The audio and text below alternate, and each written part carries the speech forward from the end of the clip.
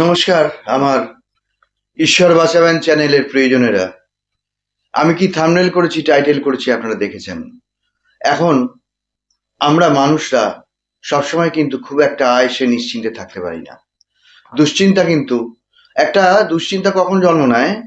একটা চিন্তা বা একটা কোনো কাজ যখন আমি সমাধান করতে পারছি না, সেটা নিয়ে বারে বারেই বা একটা কাটা বিঁধে থাকলে যেমন খচখচ করে লাগে।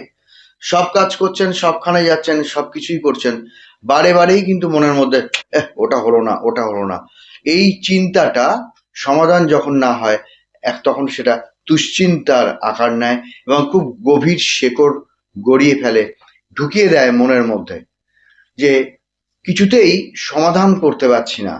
সমাধান যখন আমরা রাস্তা দেখতে পাই না, তখন হয় কি, একটা ভয়, আতঙ্ক আমাদের চেপে বসে।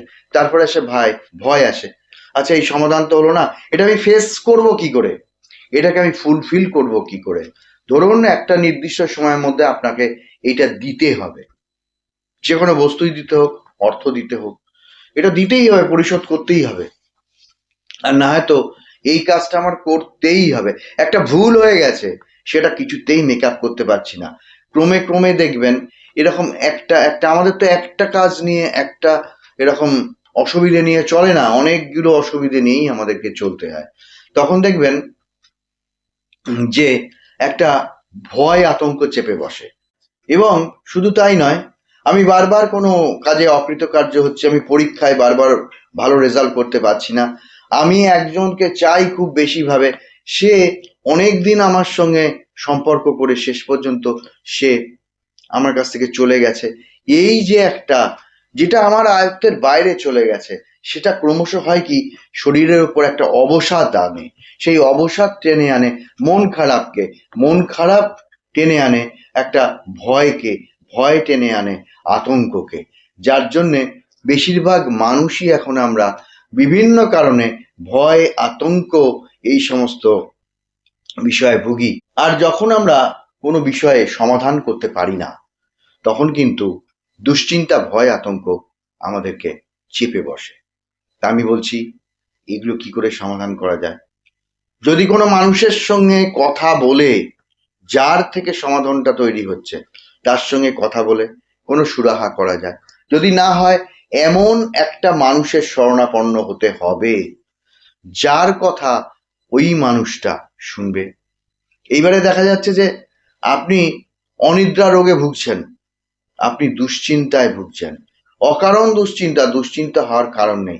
বা হয়তো আপনাকে ছেড়ে একজন কেউ চলে গেছে, দীর্ঘদিনের সম্পর্ক, ভোলা যায় না, ভুলতে পারছেন না।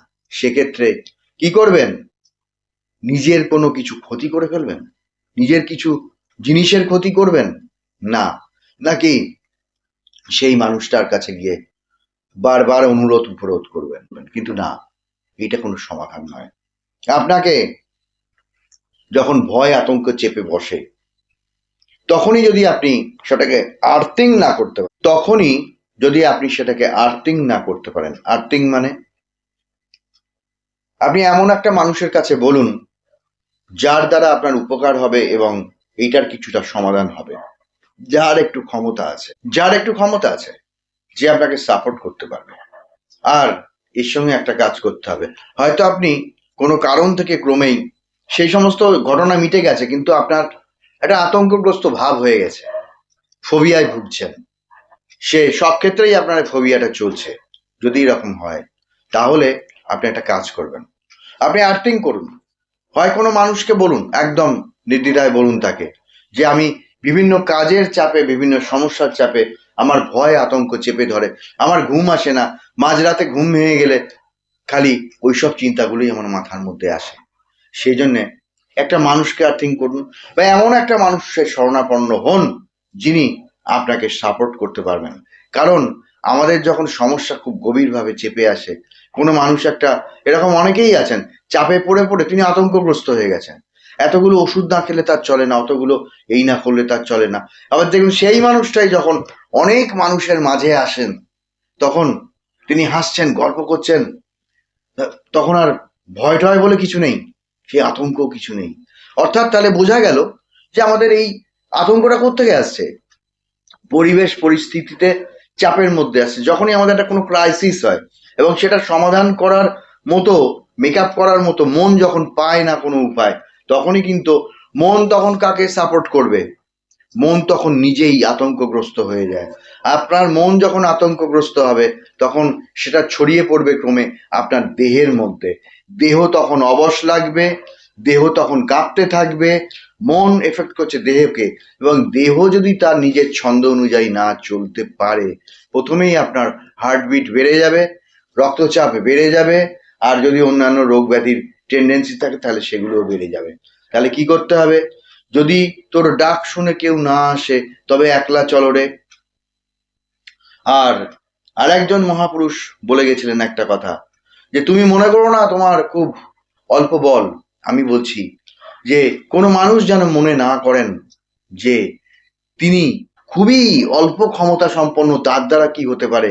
শুনুন, ঈশ্বর আপনাকে পাঠিয়েছেন, তিনি সমস্ত কিছু সাপোর্ট দিয়ে পাঠিয়েছেন। যখনই কোনো ক্রাইসিস এসে পড়বেন, তখন ভয় আতঙ্কগ্রস্ত হয়ে যাচ্ছেন, আপনি কিন্তু সব কিছু ফেস করার ক্ষমতা রাখেন। আপনি যদি মনে করেন আমি একাই সব সমাধান করব, তাহলে আপনার দ্বারা সম্ভব। কারণ কি, যখন আপনি বলছেন আমি একা সব কিছু করব, আপনাকে সৃষ্টি করেছেন কে? ঈশ্বর, ভগবান। তখন ভগবান কিন্তু আপনাকে সাপোর্ট দেবেন।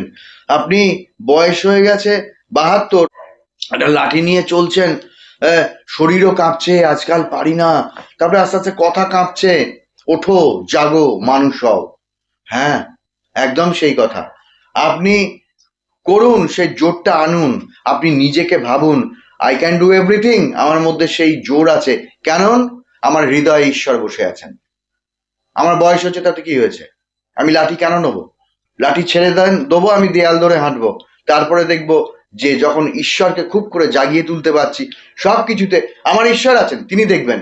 এই করতে করতে আপনি খাড়া হয়ে যাবেন, সোজা হয়ে যাবেন, কোট প্যান্ট পরে বেশ বাইরে বেরিয়ে পড়লেন, বা কামিজ পরে বাইরে বেরিয়ে পড়লেন, মহিলারা বেরিয়ে পড়লেন, পরে দিব্যি কি এখন কেমন আছে, আমি ভালো আছি। আসলে কি, আপনি কার উপর নির্ভর করলেন? নিজের ওপর।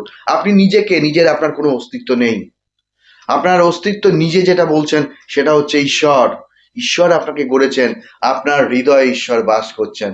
তা যদি আপনি কোনো সমস্যায় পড়েন, আতঙ্কগ্রস্ত হয়ে যান, বা সমাধান হচ্ছে না, বা নিজে একটা ফোবিয়া হয়ে গেছে আপনার সমাধান না করতে পেরে, তখন নিজের হৃদয়ের দিকে তাকাবেন যে ঈশ্বর, আমি মহাদেবকে ভালোবাসি, আমি মা কালীকে ভালোবাসি, শিব, দুর্গা, কালী, পার্বতী আমার সবকিছু, আমার কৃষ্ণকে ভালোবাসি, গোপাল, রাধারানীকে ভালোবাসি। এই সমস্ত বিভিন্ন রূপে আপনি বিশ্বাসী। মা জগদ্ধাত্রী, হ্যাঁ। মা শারদা, হ্যাঁ। রামকৃষ্ণদেব, বিবেকানন্দ, সবাইকে আমি ভালোবাসি, সবাইকে আমি অন্তরে রাখি। তাহলে কি, আপনি যাকে ভালোবাসছেন সে তো সর্বদা আপনার অন্তরে আছেন। কোনো না কোনো ভাবে, যে আমি যাচ্ছি ঠাকুর, না, মা কালী, মা তারা, তুমি দেখো, কিন্তু এটা কিন্তু আপনার ভাবনায় আসছেন। তাহলে কি, পরোক্ষে আপনি কিন্তু তাকে অন্তরে রেখেছেন। যার অন্তরে ঈশ্বর আছেন অথচ ঘুমিয়ে আছেন, আপনি যদি বিপদে পড়েন তাহলে ডেকে দেখুন না, মা তুমি তো আমার অন্তরে আছো, জয় মা তারা, জয় মা কালী, জয় মা ভবতারিণী।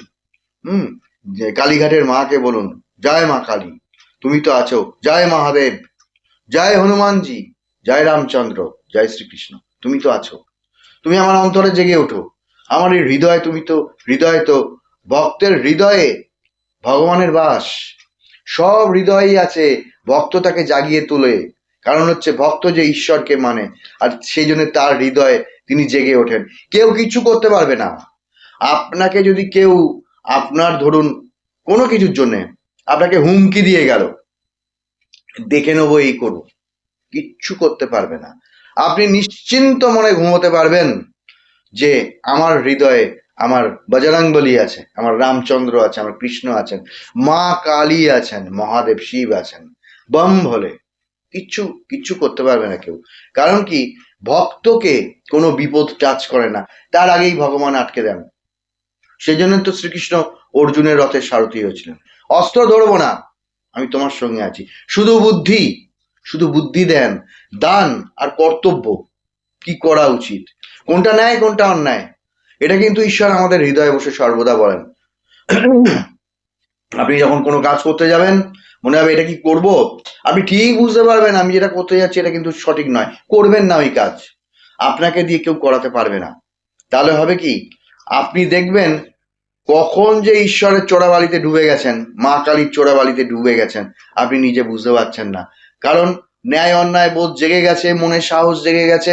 আপনি একটা বয়স্ক মানুষ, আপনার 70, 72, 75, 80 বছর বয়স, আপনি চলতে পারতেন না, জীবনটা শেষ হয়ে গেছে।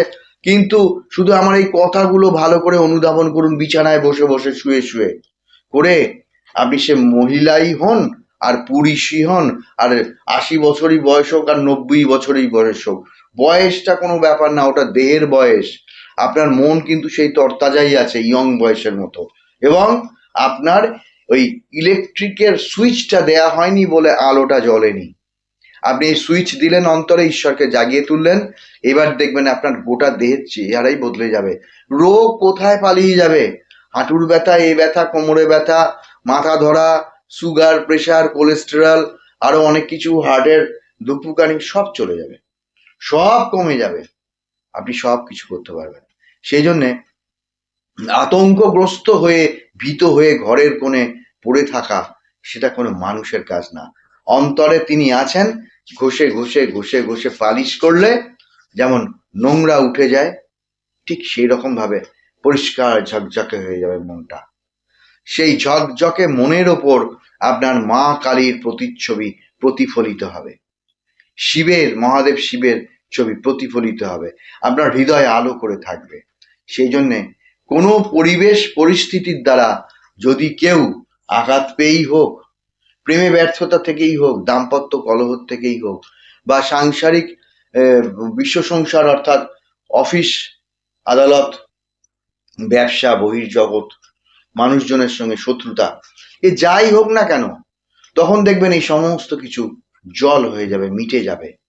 আপনি শুধু ঘষে মেজে, এখানে আপনি যে ঈশ্বরের রূপ ভালোবাসেন তাকে ঘষে মেজে জাগিয়ে তুলুন। সেই জন্য কোনো সমস্যা এলে ভয় আতঙ্কগ্রস্ত হয়ে, চুপ করে, ভীত হয়ে একটা পেশেন্ট হয়ে যাবেন না, বরং আমি যা বললাম, একজন পেশেন্ট যে কোনো বয়সে সুস্থ হয়ে খাড়া হয়ে উঠতে পারেন, সেই ক্ষমতা তার মধ্যে আসবে। ধন্যবাদ, নমস্কার।